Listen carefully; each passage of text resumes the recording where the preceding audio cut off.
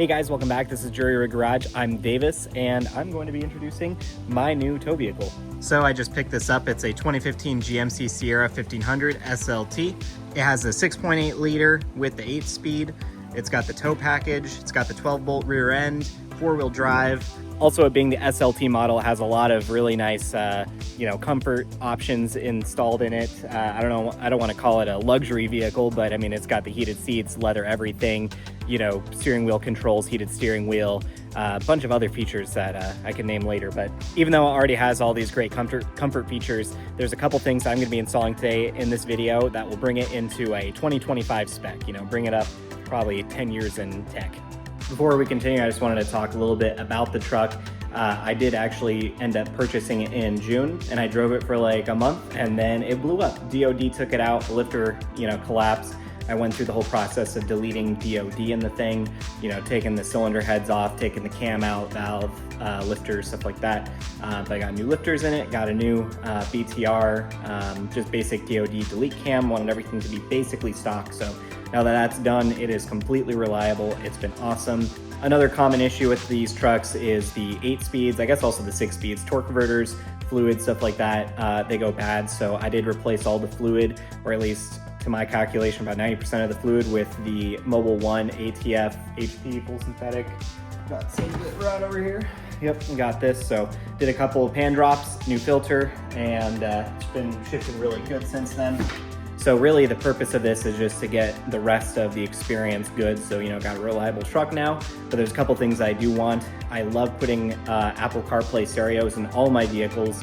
Just being able to connect to Bluetooth, having your maps, your music, all that stuff is perfect. And then, being a truck, any vehicle, you should probably have this, but big vehicle, especially like this, having a dash cam is very important, for your own safety and liability, stuff like that. So we're gonna be adding those today. I'm gonna go ahead and get the truck in here.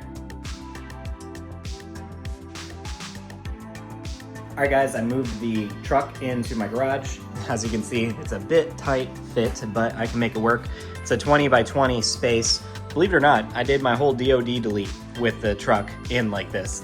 It was, like I said, a pretty tight squeeze, but really when you're working on it, it's just like, sitting on either side. You don't really need much access to the front end. Worst case scenario, if I do, I can just open up the garage door and roll it back. I can actually get this up on the lift as well with the garage door open, and it can go the full 3 feet off the ground to the first lock without touching the garage door when it's up.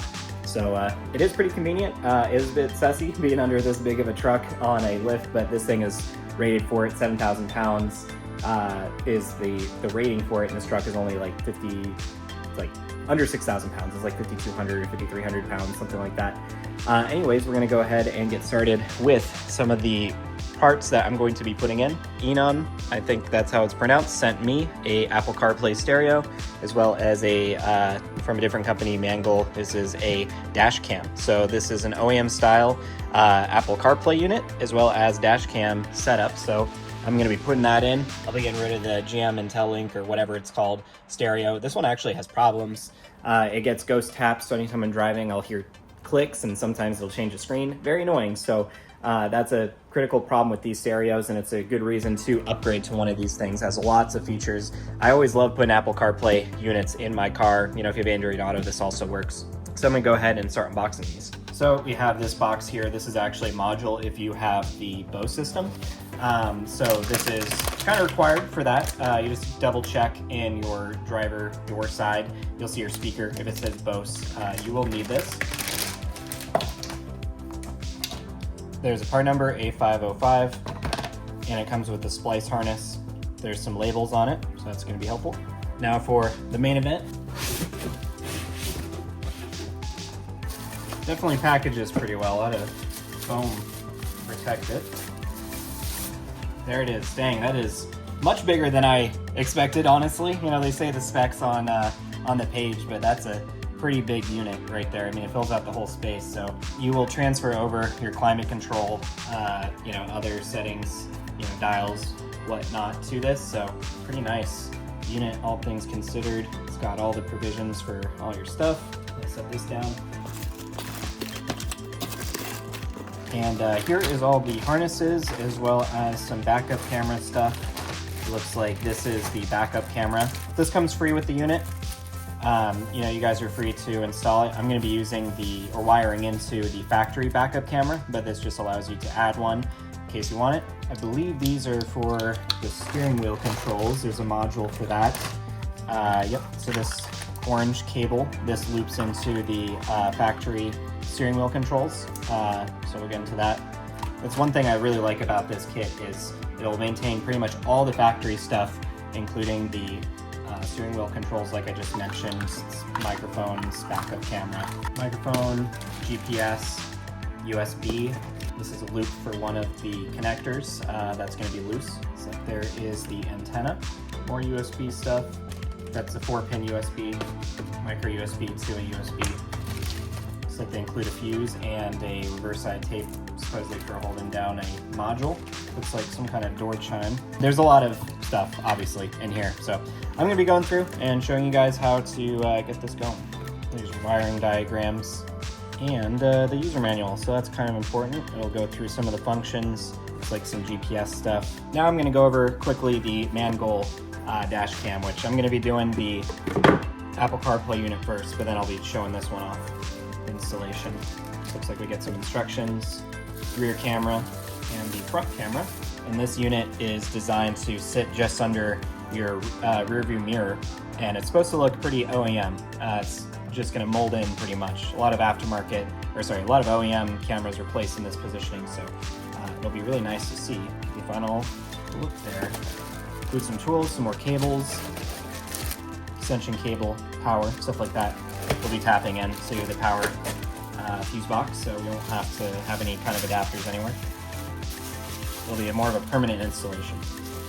One of the first steps that I'm going to do is start by taking apart a lot of the dash in here. We're going to be taking, obviously, the original stereo out, taking the glove box out. That's going to be access for the rear view camera. We're also going to be taking out the steering column cover here. This will just pop out to access the steering wheel controls. So I'm going to set up the camera and get started on this.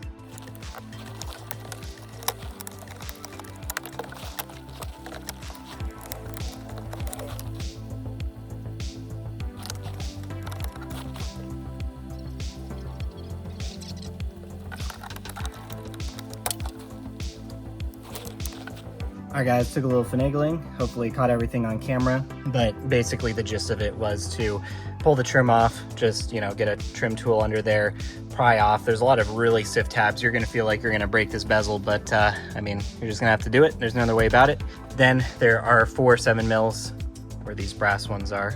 And then from there, just some clips to the back of it.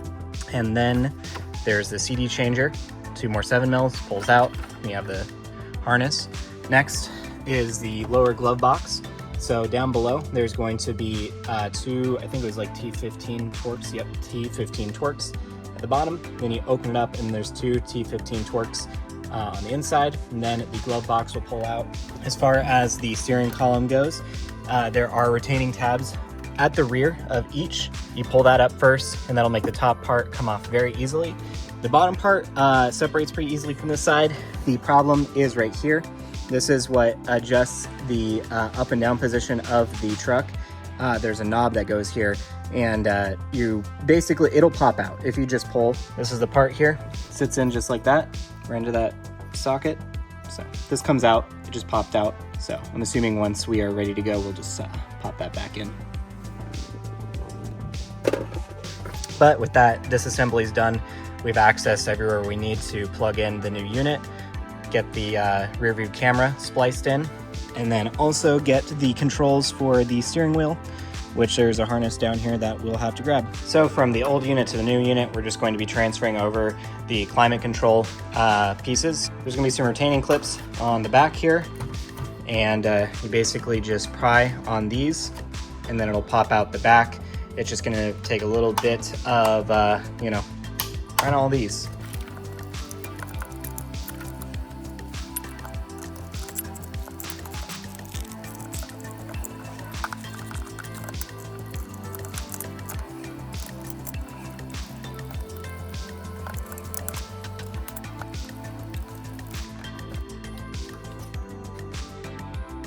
Alright guys, I got the harness strung across myself. I'm gonna try to get this as best as I can on camera for you guys. There are quite a few plugs for consideration here, so I'm gonna try going one at a time. So this was going into the back of the disk drive. That's what you use this little jumper connector for. This just completes the circuit since you're effectively deleting that. So that can be tucked out of the way now. Next, this is the antenna for the system. So the antenna wire connects up here standard. There we are. Just has a tab you depress. Then you have your new connector. There it goes, clicks. This will go into the back of the head unit.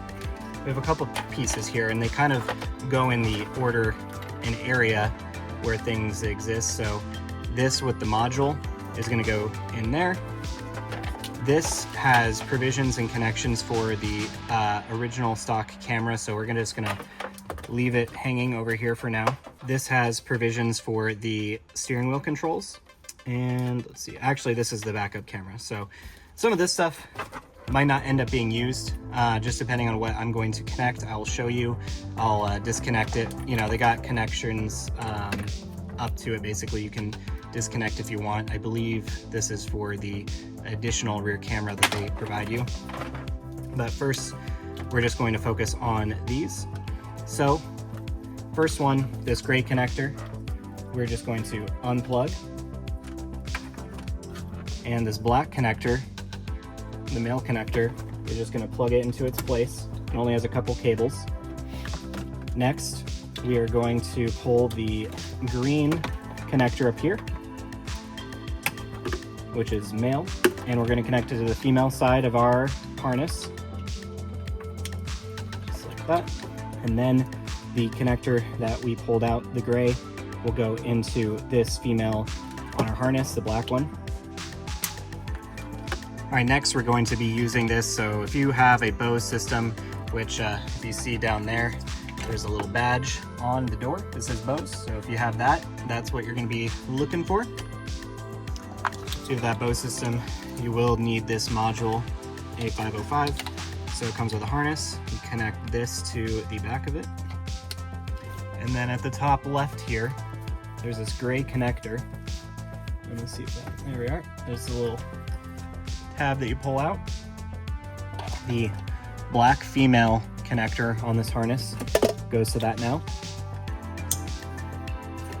And there is the remaining white that will connect to the can side of the main harness here. So that's a 8-pin connector there. There's no other connectors it can connect to, so it has to go to this one. All right guys, I'm going to show you how to do the backup camera now. It might be a little hard to show you because of just the positioning of everything here, but part of the main harness here, so off this guy, there's this loom, and many connectors off of it. You can kind of disregard most of it. What we're concerned about is this one here. So I'm going to disconnect this RCA, and I'm going to untwine this. So there we have it. We have a male and female connector. This is what splices in.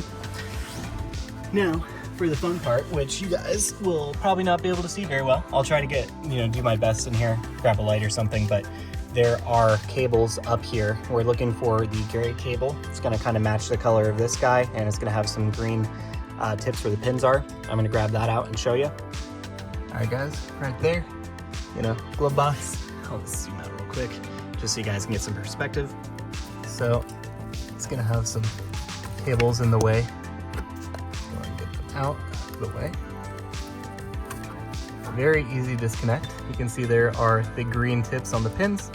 So I'm gonna grab my jumper. Look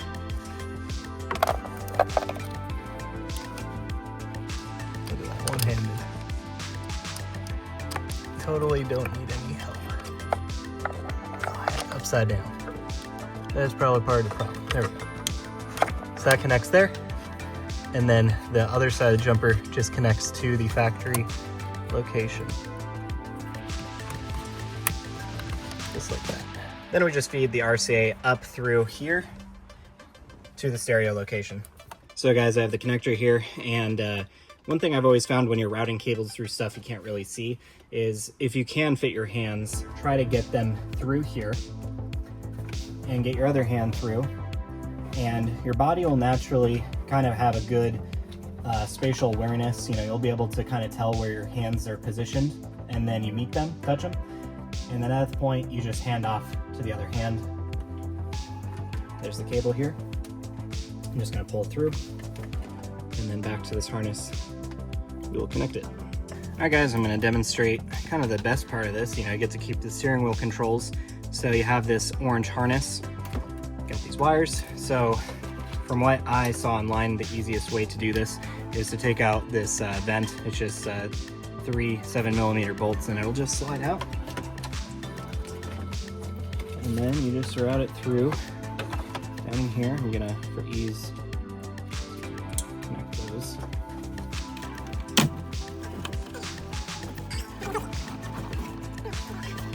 Pretty simple. Pull most of this through. I'm actually going to kind of reroute this a little bit because it is, there we go, kind of caught in the harness. All right, guys, I'm going to show you a bit down here. There is the connector. It's right at the bottom of the clock spring. So you just get in there. There's this little push tab there, and it will pull out. Now, with that disconnected, we grab our harness. The female side of the male side of the factory harness will connect here. And then the male side of the harness, the new harness, connects to the female side of the original clock spring harness here. Just like that. And this can get tucked up into place, route your wire, and you're good.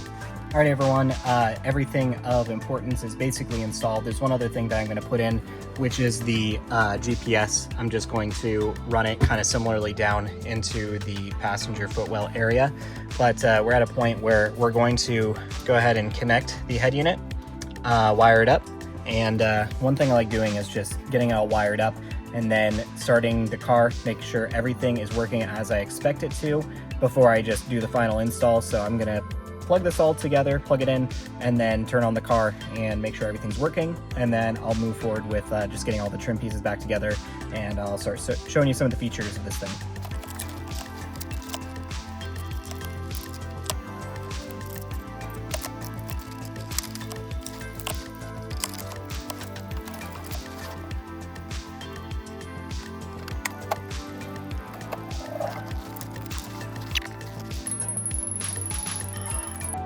All right, so let me see if I can get the doors to stop dinging. All right, just like a lot of Apple CarPlay stereos, it'll show you when you are, doors are open, whatnot. So I don't know much about this. I'm gonna have to play around with it to see if I can get, whatever I need to happen. There we go, already working.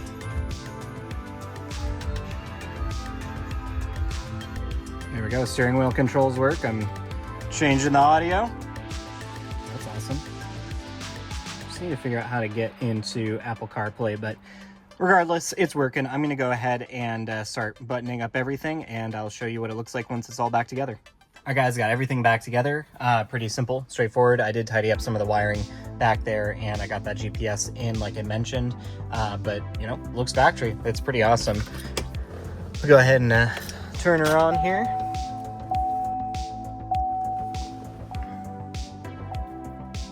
This door is open because my light's blocking it, but that's fine.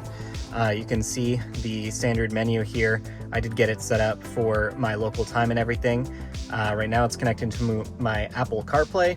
Hopefully there's not any kind of, trademarked music. Yep, so Apple CarPlay is pretty much the reason I went ahead and, wanted something like this. I love having my maps and my music and everything here. I'll just go back quickly to show you some of the other features of the unit here. So lots of settings you can go through, set up a lot of this stuff, navigation, network. You can set up, if you'd like, different models. You have to finagle somewhat through these. I did get everything all right and set up properly on this. Usually they should come right out of the box, but it might just take a little bit of fine tuning, especially if you have aftermarket stuff like the Bose unit. But yeah, this thing is pretty awesome, just being able to use Apple CarPlay and all that. So now that I'm done with that, I'm gonna go ahead and start working on the backup camera. I have everything back here. Really nice instructions that come with this. So it looks like I'm just gonna need to remove some trim bezel, screwdriver, some clips, stuff like that, pull it out, and then we will connect this unit up. All right guys, I just popped this out. Basically what you do is you press this down, and then there's a little lip right here. Pop that down, there you go. And there's a pass through up here for the wires. There's just a little cover that you remove. I clipped on the double-sided adhesive tape, so I'm basically going to get this into position and tape down, and then pull those wires straight through and put the cover back on. Basically all you got to do at that point, if I can get the power wire. So this is the power wire right here. That will need to use this guy here. You would route it through and then down. And this guy here plugs into your OBD2. So this is just like an accessory guy. You could effectively wire it directly to your OBD2 and the CAN bus and all that. For now, I'm just going to wire it in just like this with the connector that it comes with. I don't really need, my OBD2 except when I'm, putting HB tunes on it or just running a scanner. So it won't be that big of a deal to have this just plugged in pretty much all the time. So I'm gonna go ahead and just finish up with this. I will test it actually real quick, just plug this in and see if it works real quick. All right guys, I got the camera using the double-sided tape, ran the cables up through the cover here, which I could probably get on it a little bit better. I'll revisit that. The power cable I have ran through here. I just pulled it up through kind of the same place. It's under the headliner, down, took down the A-pillar trim here, and I fed it through there. It's gonna go down the A-pillar, and now I am just pulling up this weather stripping. I'm gonna hide it behind there. And down where the OBD2 is, it's right here. I use the zip tie to kind of force the cable to go that way versus, comes down straight. This way it's gonna look cleaner, you're not gonna see it. It's very low profile, it's not gonna get kicked around. This installation is pretty much done. I'm just gonna go ahead and get that finished up.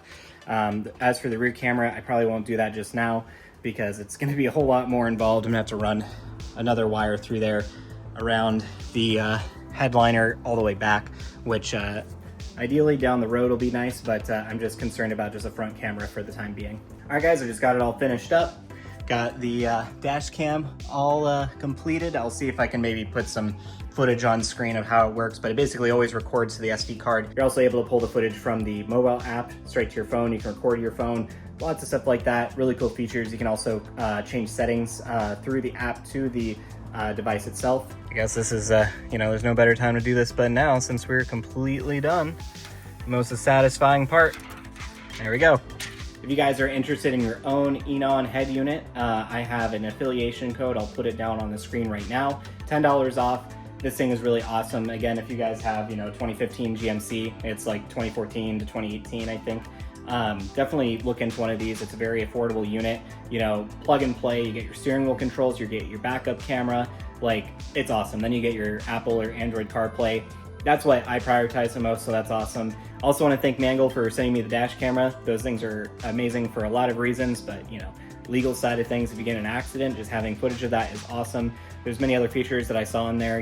There's also features where, for example, if something hits your car while you're out of it, it can start recording, stuff like that. So, rear and front camera, all that. I don't have the rear camera in yet. I'm gonna be doing that soon, but I just wanted to get some of the functionality there. And so, really clean install. It was actually much faster than I thought it was going to be. Thought there was gonna be some splicing or, removing more trim pieces, but it was really no more difficult than just like running the wire through and just plugging it in. Again, thanks to Eonon for sending me the Apple CarPlay head unit and MANGOAL for sending me the dash camera. If you guys like this video, definitely be sure to leave it a like. It's just informational. If you guys have any questions, definitely reach out to me down below in the comments. I'll try to answer these questions the best I can. But thanks again for watching, and we'll see you later.